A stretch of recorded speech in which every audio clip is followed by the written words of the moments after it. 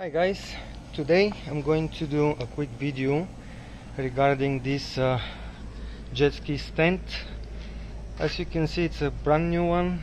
I'm buying a jet ski Yamaha, so I don't have a trailer and it's coming without any trailer, and I decided to do this one. If you want to do something similar, or if you want to copy this one, here is the dimensions. So the lower part is 4 feet long. The top one with the carpet on top, it's 5 feet. This part, it's 25 inches, and this one, it is 12. The total height is 19 inches, and the wheels are coming from old Harbor Freight dolly. So I believe this is a pretty good combination. Okay, let me flip it from underneath so you can see. I have 2 screws are going for this part and 1 for each 2x4.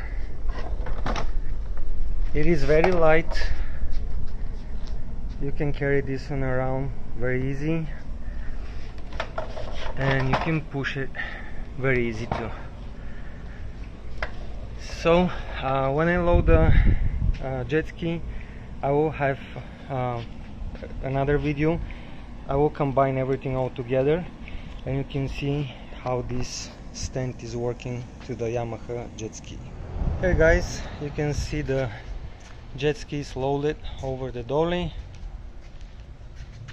It is stable, so I can move it around. Here you can see.